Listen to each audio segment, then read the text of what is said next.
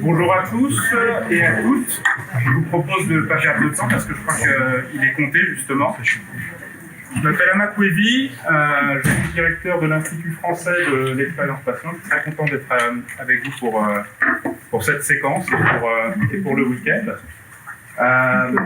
Écoutez, vous êtes au bon endroit. On va parler d'expérience patient et je ne vois pas l'intérêt d'organiser un événement comme celui-ci si on ne parle pas de l'expérience des patients. Donc voilà, je suis content de vous voir si nombreux. Et comme le temps est très court, et je ne vous connais pas, le sujet pour moi, ça va être de vous donner quelques clés de ce qu'on appelle l'expérience patient et en quoi ça peut être intéressant quand on réfléchit dans le cadre d'un hackathon comme le vôtre, de se pencher sur cette question. Et puis, si vous êtes suffisamment courageux pour ça, je consacrerai du temps à répondre à vos questions. J'espère que vous en avez. Et voilà. Donc mon temps va se partager vraiment entre ces deux objectifs. Le premier, donc, de vous parler un petit peu de l'expérience patient au sens un peu générique.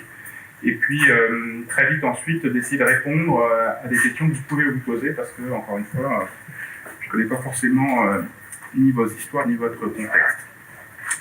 Alors, d'emblée, de quoi parle-t-on quand on parle d'expérience patient ? Nous, on a cherché à le définir en nous appuyant sur un travail fourni par le Beryl Institute, qui est une organisation qui ressemble un peu à ce qu'on cherche à faire avec notre institut en France. C'est un institut américain, et en adaptant la définition qu'ils donnaient, eux, de l'expérience patient, on en est venu à dire que c'est l'ensemble des interactions et des situations vécues par une personne ou son entourage, c'est important, au cours de son parcours de santé. Donc vous voyez, c'est très inclusif. Et on dit aussi une deuxième chose qui est importante, ces interactions, elles sont façonnées à la fois par l'organisation de son parcours, mais aussi par l'histoire de vie de chacune des personnes concernées. Donc quand on a dit ça, on reste quand même assez large et assez vague. Donc tout de suite, moi j'ai envie d'aller sur des choses un peu concrètes, parce que l'expérience patient, on peut aussi le voir dans le quotidien des personnes. Donc l'expérience patient, moi j'ai l'habitude de dire que c'est aussi l'angoisse d'un patient qui est seul chez lui avec sa maladie chronique, qui est seul chez lui, qui se pose des questions sur l'évolution de son état de santé. Ça, c'est de l'expérience patient aussi. La question, c'est comment on part de cette matière, de cette expérience, de ce vécu des personnes, et qu'est-ce que le système de santé peut en faire. C'est là justement qu'un institut comme le nôtre, je pense, a de l'intérêt, c'est que les professionnels de santé dans leur ensemble, ils passent beaucoup de temps pour notamment les soignants avec des patients. Pour autant, est-ce qu'ils trouvent les clés pour utiliser l'expérience patient comme un levier d'amélioration de leur organisation, un levier d'amélioration de leur pratique collective, individuelle? Eh bien, figurez-vous que pas toujours, contrairement à ce qu'on pourrait penser, et c'est justement là que réside l'enjeu, c'est réussir à développer chez les professionnels de santé cette compétence de collecte, d'analyse, de transformation de l'expérience et du vécu des personnes en quelque chose qui va enrichir et améliorer le système de santé. Alors, ce n'est pas quelque chose de fondamentalement nouveau, même si on peut voir que avec un mouvement de démocratie en santé qui continue de progresser dans notre pays, il y a quand même un écho de plus en plus favorable pour cette prise en compte de l'expérience des patients. Mais entre un écho favorable et un passage à l'action qui serait efficace, il y a encore du chemin. Et c'est pour ça que des événements comme celui-ci, je pense, ont également un intérêt, parce qu'il faut pousser à la roue, il faut pousser le système de santé, les professionnels de santé. Il faut aussi pousser les citoyens et les patients. Parce que, je ne sais pas si vous l'observez comme moi, mais il se trouve que quand on a affaire à un épisode douloureux, quand on a affaire à un moment de vie où on est vulnérable, quand on a affaire au système de santé, que ce soit en ville, à l'hôpital ou même tout simplement quand on est suivi dans un établissement médico-social, on partage nos impressions, notre vécu dans le petit cercle de la famille, on partage nos impressions, nos vécus avec nos amis éventuellement, mais finalement on a très peu d'occasions de partager ça avec les professionnels de santé, ceux qui peuvent agir pour vous en tant que patient ou en tant que personne prise en charge dans le système de santé, mais qui peuvent agir aussi, et c'est là tout l'intérêt de notre démarche, qui peuvent agir pour les autres patients. Et en fait, une des analyses que nous faisons, c'est que quand on est patient, on ne se rend pas forcément compte que son expérience de vie, ça a une valeur. Ça a une valeur, évidemment, pour soi dans notre parcours, mais ça a une valeur pour les autres. Et si on partage nos impressions, si on partage notre vécu, si on partage nos interactions avec les professionnels de santé, et cette valeur, ce partage, ce don, en quelque sorte, il peut bénéficier aux professionnels avec qui vous l'avez partagé pour sa propre pratique. Et il va se sentir enrichi de ça, il va se sentir inspiré par ça. Il va peut-être, dans certains cas, retrouver aussi de l'intérêt à son métier, parce que beaucoup de ceux qui se sont engagés dans ces métiers, dans ces professions de santé, le sont, bien sûr, pour venir en aide aux autres, mais dans leur quotidien professionnel, avec la charge de travail qui est la leur, on peut parfois être amené à perdre un petit peu de vue l'essence même de ce métier. Et donc, ce partage que chacun de nous est en capacité de faire quand il est confronté à un problème de santé avec les intervenants, avec les professionnels de santé, c'est quelque chose qui va aussi participer à l'intérêt, à la qualité de vie au travail, c'est les nouveaux termes qu'on emploie aujourd'hui, de ces personnes. Alors, moi, ce qui me semble important également, c'est d'évoquer une chose qui pourrait être utile dans le cadre de vos travaux, c'est que quand on veut appréhender cette expérience de patient, comment on s'y prend? Alors, on a plusieurs façons de voir les choses. On peut se situer tout simplement dans l'observation. Ça peut m'arriver parfois de me déplacer dans un hôpital, de m'asseoir dans une salle d'attente et de regarder ce qui se passe. Figurez-vous que c'est une démarche qui est très instructive quand on est dans un esprit de réfléchir à la façon dont on peut améliorer les choses, que ce soit sur le plan de l'accueil, de la signalétique, de patients qui, eux ou leurs familles, sont un peu désorientés dans nos hôpitaux, qui sont souvent des structures très larges, pas toujours très conviviales, donc par l'observation on détecte ces désorientations et on se dit qu'il y a certainement des choses à faire pour améliorer cela. L'expérience patient, on peut aussi l'aborder à travers des indicateurs, c'est-à-dire qu'on demande, comme on nous demande très souvent dans le reste de notre vie, pas seulement quand on est malade, nos impressions, nos ressentis. Je discutais avec quelqu'un juste avant d'entrer qui me disait, voilà, quand on a un problème de santé, on a envie de savoir si tel médecin, tel ostéopathe est recommandé par les autres. Donc on pourrait tenter d'aller chercher de l'expérience patient à travers justement ces indications, ces indicateurs. Mais nous, à l'Institut français de l'expérience patient, on a surtout exploré la dimension narrative, parce qu'on y croit beaucoup, on pense que c'est une dimension qui est essentielle. C'est ce que disent les personnes, ce que disent les patients, ce qu'ils sont prêts à partager avec les professionnels de santé, dans un esprit d'améliorer la qualité de prise en charge. Et donc, de ce point de vue-là, il faut réussir à faire exprimer des choses par les personnes de façon à ce qu'elles soient en confiance, de façon à ce qu'elles soient contributives d'une certaine manière, et ça, pour les professionnels de santé, c'est pas forcément quelque chose de facile ou de naturel. Donc, elles ont besoin d'être accompagnées, formées, et donc notre institut contribue à faire ça. Alors, aujourd'hui, on est plutôt réunis pour parler de l'influence que le numérique peut avoir sur cette expérience patient. J'ai envie de dire, et réciproquement aussi, parce que dans des projets comme ceux que vous conduisez, il me semble que la démarche qui est peut-être finalement presque plus naturelle pour des gens qui, comme vous, cherchent à apporter des solutions numériques à valeur ajoutée, c'est peut-être plus naturel pour vous, de partir des besoins, de partir des attentes, de partir de ce qui est exprimé par les personnes, de partir de ce qui est exprimé par les patients, et puis de remonter la file jusqu'à un service à valeur ajoutée.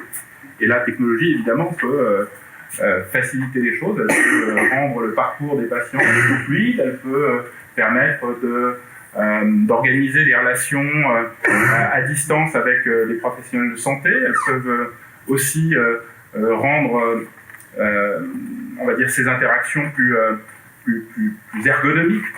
Bon, on a parfois des difficultés de communication entre patients et professionnels de santé. Alors, je ne parle même pas des difficultés de communication qui peuvent exister entre professionnels de santé pour prendre en charge un patient.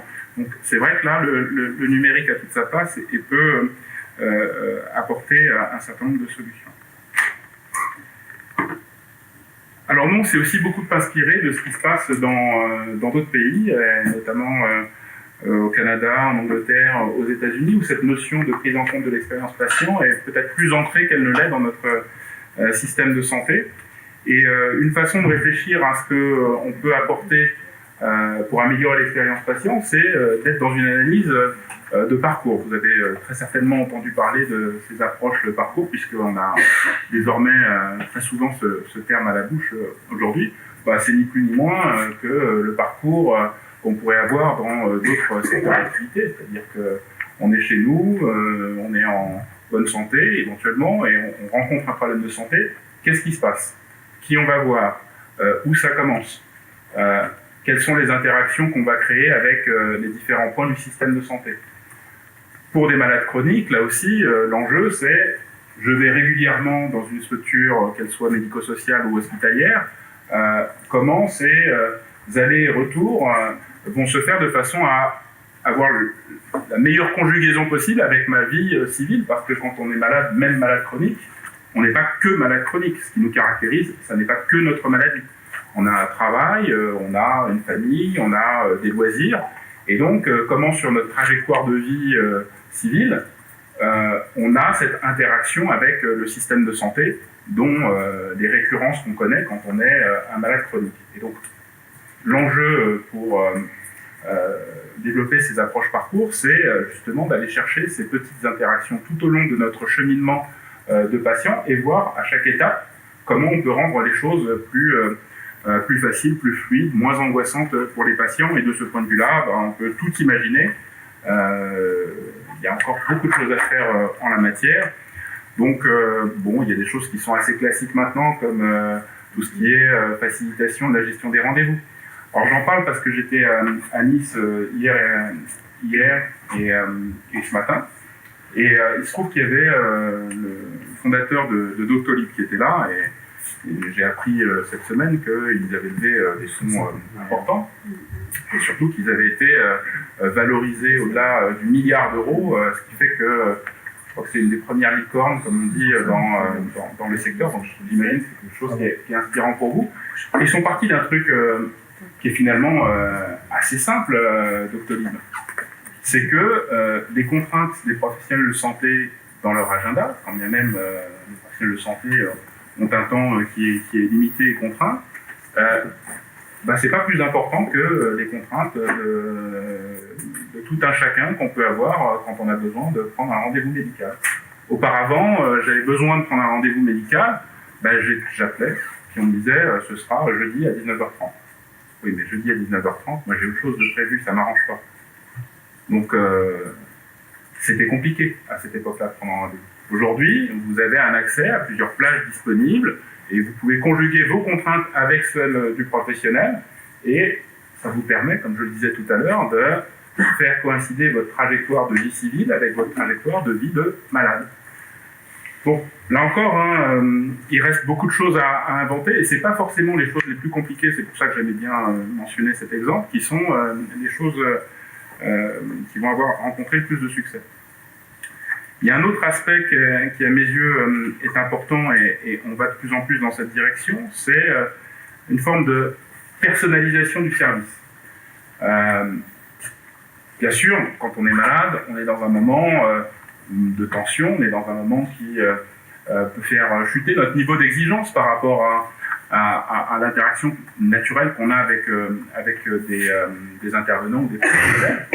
Pour autant, on se rend compte que quand on est par exemple hospitalisé, on peut aller chercher des idées pour personnaliser le service du côté de ce qui se passe dans d'autres secteurs d'activité. Là, c'est un exemple d'un établissement américain dans lequel, quand vous êtes dans la chambre, vous avez un rappel de l'équipe qui va prendre en charge le patient. Ça a l'air de rien, mais c'est très important pour notamment les visiteurs ou la famille, de savoir qui sont les personnes qui vont prendre en charge notre proche, pouvoir interagir avec eux facilement. Et ça, c'est quelque chose qui, finalement, ne demande pas non plus des trésors d'ingénierie, mais qui rend un service qui va, entre l'entourage, le patient et l'équipe soignante, faciliter les choses. Bon, j'avais dit que je ne parlerais pas trop longtemps de tout ce qu'on peut faire avec le numérique et l'expérience patient. Je voudrais vous entendre et notamment que vous puissiez me dire ce que ça vous inspire, en fait, pourquoi vous avez choisi de venir à cet atelier sur l'expérience patient. Est-ce que vous êtes déjà dans l'idée de produire quelque chose qui aura naturellement une influence sur l'expérience des patients? C'est ce que je souhaite, évidemment. Donc, je vous donne la parole. Personne. Si, quand même, c'est vous d'abord. Une petite théorie d'expérience du patient individuel. Qu'en est-il de la communauté des patients? Parce qu'aujourd'hui, c'est vrai qu'ils se sentent un petit peu isolés, et c'est vrai que les outils pour les mettre en relation, pour pouvoir partager, échanger sur leur pathologie, c'est peut-être quelque chose d'intéressant. Alors oui, vous avez raison, il y a plein d'initiatives qui partent des patients eux-mêmes, qui auparavant créaient des structures, des associations pour échanger, pour renouer du lien, parce que c'est vrai que la maladie isole. Avec le développement des réseaux sociaux, on peut faire ça de manière plus facile et à plus grande échelle, parce que quand vous avez par exemple une maladie rare, eh ben, c'est pas facile d'aller créer votre association au niveau de votre localité ou même de votre département, parce que vous n'êtes peut-être pas assez nombreux pour échanger sur vos conditions de vie avec la maladie. Ben, les réseaux sociaux vous permettent de faire ça à grande échelle, avec des gens qui souffrent des mêmes symptômes que vous, de la même maladie que vous, à l'échelle nationale, voire internationale. Et puis, vous vous rendez compte aussi que, en rompant cet isolement, vous pouvez même contribuer à améliorer les conditions de votre prise en charge, parce que vous savez quel type de traitement a été utilisé pour d'autres personnes. Même s'il y a des limites, évidemment, dans tout ça, et ça ne fait pas de chaque patient un expert de sa maladie, mais on a bien vu que rompre cette solitude, ça pouvait directement ou indirectement contribuer aussi à l'amélioration des traitements. Allez-y. Ouais, en fait, c'était votre première remarque qui m'a frappé. C'était le patient chez lui, avec ses angoisses. Il se pose des questions par rapport à ses maladies, il ne sait pas où aller. Et c'est vrai qu'une des questions que je pose en venant ici, c'est justement comment diminuer ce charge mental qui peut avoir un impact si important sur le résultat d'un traitement quelconque. On est beaucoup focalisé sur l'interaction patient-médecin, professionnel de santé quelconque, l'expérience dans un établissement de soins, mais qu'est-ce qui se passe quand le patient est tout seul et perdu avec ses angoisses, pas forcément sachant quelles questions il faut poser même. Ça m'interpelle sans que j'ai vraiment une réponse et sans que je sais à quelle solution ça pourrait aboutir en étant ici. Je suis ravi que vous ayez noté et souligné ce point, parce que les malades chroniques et les autres d'ailleurs vous diraient que leur vie c'est 95% chez eux quand leur état de santé le permet. Et c'est des temps forts que constitue l'interaction avec le médecin ou l'équipe médicale, mais très vite on retourne chez soi, on n'a pas forcément posé les bonnes questions au moment de l'interview du médecin, et c'est une fois qu'on est rentré qu'on dit mince, est-ce que la cicatrice je peux la passer sous l'eau quand je prends une douche? Est-ce que j'avais prévu d'aller faire telle activité sportive? Est-ce que finalement les problèmes cardiaques que j'ai eus sont compatibles avec l'activité sportive? J'aurais dû poser la question, est-ce que je téléphone? Est-ce que j'y retourne? Donc quand je parlais de l'angoisse que les patients peuvent ressentir une fois chez eux, c'est vraiment ça. Je pense que malgré les efforts qui sont faits pour en consultation délivrer les informations adéquates aux patients, on ne fait jamais le tour de toutes les questions qu'un patient peut se poser.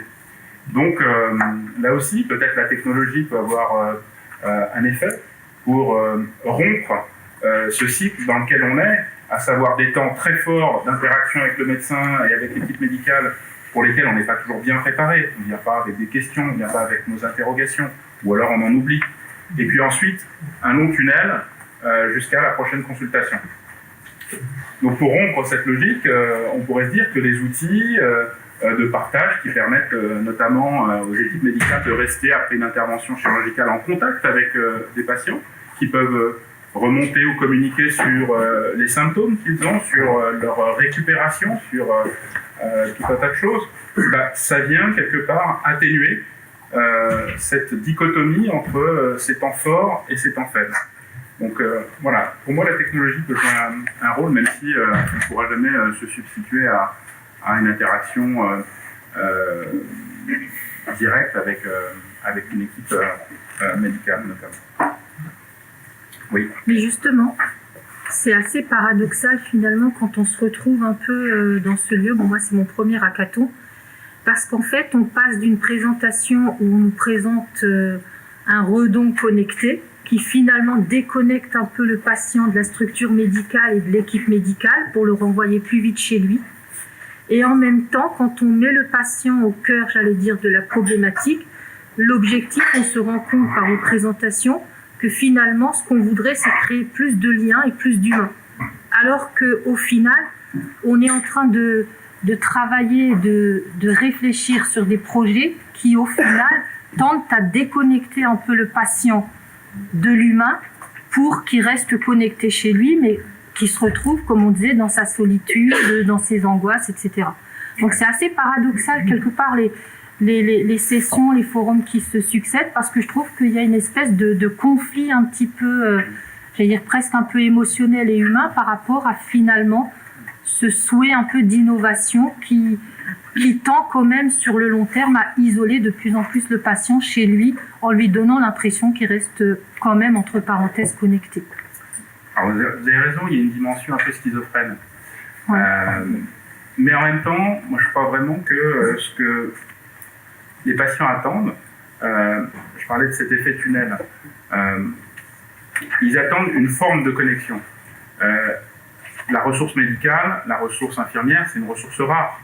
On ne pourra pas mettre un médecin et une infirmière derrière chaque patient, tout le temps, autant que le patient pourrait le vouloir. Donc, à partir du moment où on a conscience que les professionnels de santé sont une ressource rare, il faut réussir à utiliser leur temps du mieux possible. Les temps forts, avec des interactions qui soient les plus productives possibles, ça veut dire des patients mieux préparés à interagir avec le binôme médecin-infirmière par exemple, pour tirer le maximum d'informations de cet échange. Et puis, atténuer la rupture du retour à domicile. Et ça, la technologie va aider à ça. Et je pense que c'est quand même un plus par rapport à rien du tout que d'avoir la possibilité de, d'une part, remonter un certain nombre d'informations à l'équipe médicale et de savoir que, quelque part, l'équipe est attentive à l'évolution des symptômes qui sont remontés et peut prendre l'initiative, elle aussi, de recontacter le patient s'il y a des choses qui ne se passent pas comme elles devraient se passer. Donc, oui, la technologie va, d'une certaine manière, améliorer le confort du patient à distance de l'équipe médicale. Mais puisqu'on a affaire à une ressource rare quand on parle des médecins et des infirmières, c'est peut-être pas mal. L'autre chose que j'ai envie de répondre à votre interpellation, c'est que progressivement, la technologie va faire évoluer les métiers. Et on parle beaucoup d'intelligence artificielle, de la capacité de diagnostic qui va être renforcée et accélérée. Je pense que les médecins que nous formons aujourd'hui doivent avoir conscience que la valeur ajoutée qui est la leur, bien sûr, elle est dans le savoir scientifique, qui reste quelque chose qui est essentiel dans leur métier, mais elle est aussi dans la capacité à créer un lien de confiance avec le patient et à lui permettre de naviguer dans le système de santé avec, quelque part, cette notion d'appropriation et de choix pour le patient. Le patient doit être celui qui décide, avec les conseils éclairés de l'équipe médicale. Donc la compétence qui va devenir de plus en plus importante chez les médecins, chez l'ensemble des professionnels soignants, ça va être cette capacité à créer le lien de confiance pour amener le patient à faire les bons choix. Et si on devait peser le poids de la technique par rapport au poids justement de la capacité à créer des relations de confiance avec les patients dans la formation et dans la pratique des professionnels de santé aujourd'hui, probablement que si on se place en perspective par rapport à ce qui s'en vient avec le programme médical, il faudra rééquilibrer le poids de la technique qui, à mon avis, va décroître dans l'ensemble de ce qui constitue la fonction d'un médecin notamment, alors que la partie relationnelle, elle, va augmenter. Et donc, dans ces temps forts dont je parlais, il faudra que le médecin sache les employer pour être le plus efficace possible. Voilà, je pense que utiliser... Alors, peut-être une dernière question, si vous voulez bien. J'ai une question justement par rapport à ce que vous apportez dans des projets numériques qui avaient partiellement répondu. C'est effectivement, on fait souvent des projets numériques en santé au bénéfice du patient, mais qu'on place au centre, mais c'est pas ça reste de la théorie parce que bien souvent, c'est un patient fictif. On a beaucoup de mal à trouver des patients experts, et puis un patient expert ne ressemble pas à un autre. Et du coup, je me dis, quel est votre service, votre approche dans vos apports dans ces projets-là? Alors, je vais essayer de répondre vite, mais je vous ai soulevé un point qui est très important, parce que vous avez parlé de patient expert. Moi, je l'avais volontairement pas employé expert. Mais c'est vraiment... Non, mais c'est un sujet, mais moi, quand je parle d'expérience patient, si vous voulez, on peut avoir, de l'autre côté, tendance à imaginer réduire l'expérience patient à l'expérience des patients experts. Les patients experts, c'est quoi? Ce sont des personnes qui, le plus souvent des malades chroniques d'ailleurs, ont fait un choix qui est de consacrer plus de temps à la connaissance du système de santé. Pour eux, d'abord, dans un premier temps, c'est souvent ça leur trajectoire, et ensuite pour les autres. Et donc, ils interagissent avec des acteurs du système de santé, ils peuvent être des formateurs, je parlais des études médicales ou des professions de santé, ils peuvent participer à cela, ils peuvent devenir des intervenants en santé, faire de la prérédence, comme on dit. Donc, voilà. Mais ça, aujourd'hui, à l'échelle de l'ensemble de notre pays, ce sont quelques dizaines de personnes, centaines tout au plus. Donc on ne peut pas faire reposer la prise en compte de l'expérience patient sur ces personnes-là. On voit bien qu'elles ne sont pas assez nombreuses.